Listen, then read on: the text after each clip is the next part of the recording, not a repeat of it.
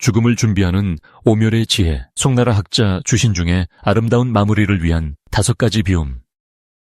생의 마무리를 돕는 5가지 지침을 소개합니다. 먼저 재산에 대한 집착을 버리고 주변을 정리하는 멸지와 과거의 원한에서 벗어나 자신과 타인을 용서하는 멸언을 강조합니다. 이어서 유무형의 빚을 갚는 책임감 있는 멸치와 인간관계에 대한 집착을 초연한 사랑으로 승화시키는 멸정의 중요성을 역설합니다. 마지막으로 죽음을 소멸이 아닌 자연스러운 순환으로 수용하는 멸망을 통해 삶의 완성도를 높이는 웰다잉의 구체적인 실천 방안을 제시합니다.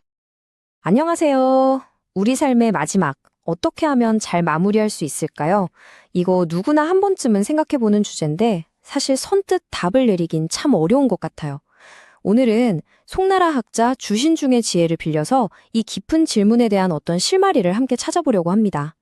삶을 아름답게 완성하기 위한 여정, 지금부터 같이 시작해볼까요? 네, 맞아요. 바로 이 질문이 오늘 이야기의 핵심입니다.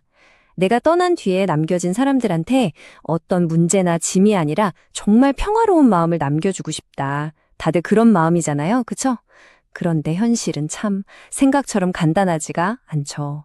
이 보편적인 고민, 어떻게 지혜롭게 풀어갈 수 있을까요? 그 해답의 실마리를 우리는 오멸이라는 개념에서 찾아볼 수 있습니다. 이게 멸자가 들어가서 멸망 이런 단어가 떠오르니까 좀 무섭게 들릴 수도 있어요.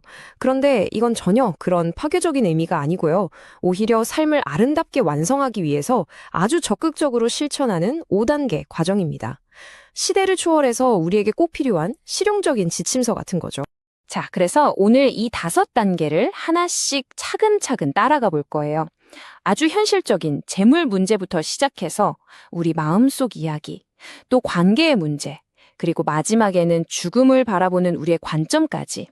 이 여정이 끝날 때쯤이면 삶의 마무리가 얼마나 의미 있는 과정이 될 수 있는지 우리 모두 발견하게 될 겁니다. 자, 그럼 이제 본격적으로 그 여정을 한번 시작해 볼까요? 이건 그냥 끝을 기다리면서 수동적으로 준비하는 게 절대 아니에요. 오히려 내 삶의 마지막까지 내가 주도권을 쥐고 내면의 힘을 발견하는 아주 능동적인 과정이라고 할 수 있습니다. 그 첫걸음부터 함께 떼어보시죠. 자, 첫 번째 단계, 바로 멸지입니다. 아마 가장 현실적이고 또 눈에 딱 보이는 부분일 거예요. 바로 우리가 평생 동안 열심히 모은 것들, 그러니까 재산과의 관계를 정리하는 거죠. 여기서 아주 중요한 변화를 볼 수 있는데요. 옛날에는 그냥 재산을 자식들한테 물려주거나 기부하는 게 멸제의 전부였다면 지금 우리가 이야기하는 멸제는 의미가 훨씬 깊어졌어요. 남겨진 사람들을 세심하게 배려하는 동시에 불필요한 것들로부터 나 자신을 해방시키는 과정이 된 거죠. 자, 그럼 이걸 오늘날 어떻게 실천할 수 있을까요? 방법은 크게 3가지입니다. 첫 번째는 내가 남긴 유산이 축복이 되게 하는 거예요. 이걸 미리 투명하게 정리해서 혹시 모를 가족 간의 다툼거리를 아예 없애버리는 거죠. 이게 정말 중요합니다. 그리고 두 번째는 요즘 데스클리닝이라는 말도 있잖아요. 주변을 정리하면서 물리적인 공간뿐만 아니라 내 마음의 짐까지 덜어내는 겁니다. 마지막으로 내가 이룬 부를 사회와 나누면서 더 큰 가치를 만드는 것. 이것이 바로 현대적인 멸제의 의미입니다. 자, 이렇게 물질적인 정리가 어느 정도 됐다면 이제 시선을 우리 안쪽으로, 마음으로 돌려볼 시간입니다. 2번째 단계, 멸원은 마음속에 오랫동안 쌓아둔 원망, 미움, 이런 무거운 짐들을 내려놓는 과정이에요.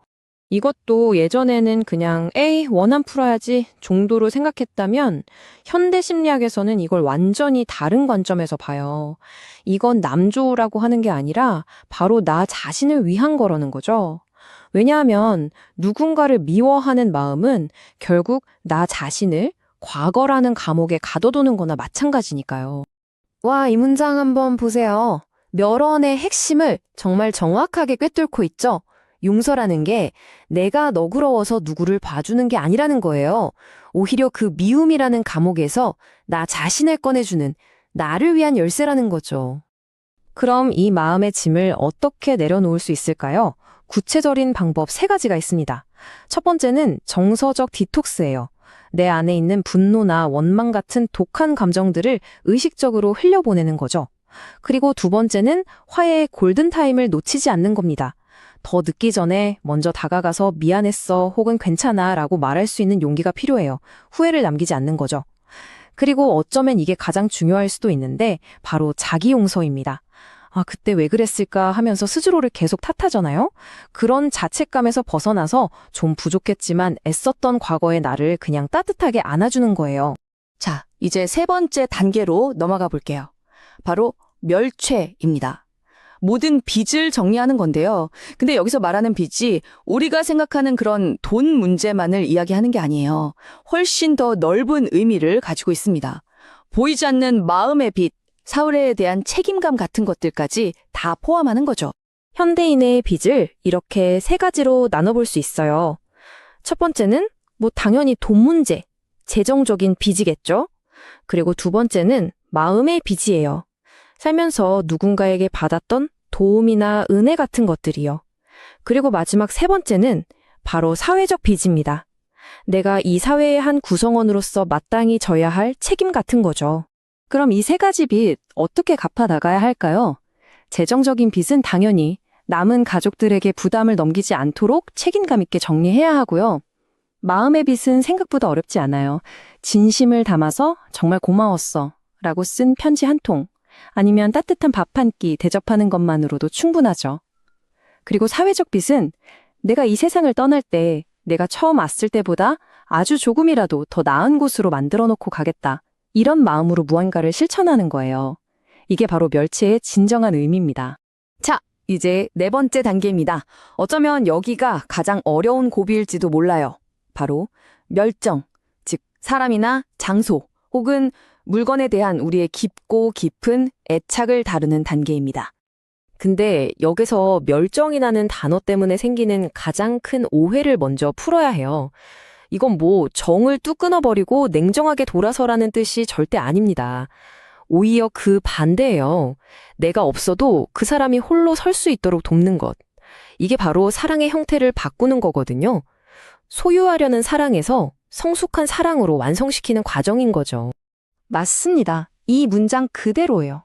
멸정은 덜 사랑하는 게 아니에요. 오히려 더 잘 사랑하기 위한 방법인 거죠.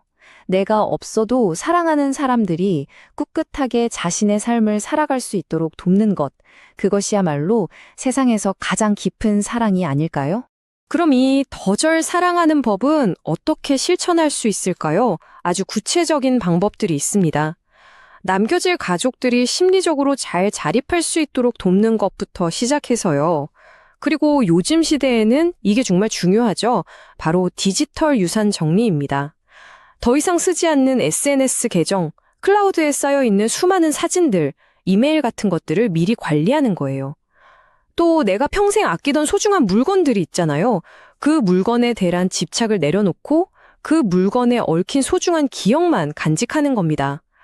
물건은 흘려보내되 추억은 남기는 거죠. 자, 드디어 마지막 다섯 번째 단계, 멸망입니다. 아마 이 단어가 주는 무게감 때문에 가장 오해하기 쉬운 개념일 텐데요. 사실 여기가 오멸 철학의 가장 핵심, 정수라고 할 수 있습니다. 주신중이 말한 멸망은 우리 몸이 사라지는 그런 육체적 소멸을 말하는 게 아니에요. 그게 아니라 죽음은 끝이다 라고 생각하는 그 고정관념, 그 거대한 공포심 자체를 멸려버리는 겁니다. 즉, 두려움으로부터 우리 스스로를 완전히 해방시키는 그런 철학적 경지를 말하는 거죠. 네, 죽음은 끝이 아니라 변화다. 오멸 철학의 마지막은 바로 이 관점의 대전환을 이야기하는 겁니다. 죽음은 소멸이 아니라 다른 형태로 이어지는 자연스러운 변화의 한 과정일 뿐이라는 거죠. 이 멸망의 관점에서 보면 이런 것들이 가능해져요. 내 육신은 사라지더라도 내가 남긴 생각이나 가치, 선한 영향력 같은 것들은 다른 사람들의 기억 속에서 계속 살아가는 거죠. 존재의 확장인 셈입니다. 또 우리는 그냥 이 거대한 자연의 일부로서 왔던 곳으로 다시 돌아가는 거고요. 결국 죽음은 인생의 실패나 끝이 아니라 내가 살아온 삶이라는 멋진 작품을 완성하는 아주 의연하고 당당한 마지막 마침표가 되는 겁니다. 이 한 문장이 오늘 이야기한 오멸 철학 전체를 아주 잘 요약해주고 있네요. 잘 마무리하는 것은 잘 살아온 삶의 마지막 행위다. 그렇습니다. 삶의 마무리라는 게 우리가 살아온 과정과 따로 떼어서 생각할 수 있는 게 아니에요. 오히려 그 삶이라는 긴 그림의 마지막으로 찍는 활용점정, 바로 그런 거죠. 자, 이제 이 질문을 여러분 스스로에게 한번 던져보셨으면 좋겠습니다. 뭐 거창한 걸 하라는 게 아니에요. 그냥 오랫동안 연락 못했던 고마운 사람에게 안부 문자 한 통 보내는 것, 아니면 늘 어지러웠던 책상 서랍 한 칸을 정리하는 것, 뭐든 좋습니다. 당신의 아름다운 마무리를 위해 오늘 당장 시작할 수 있는 그 작은 한 가지는 무엇인가요? 안녕하세요.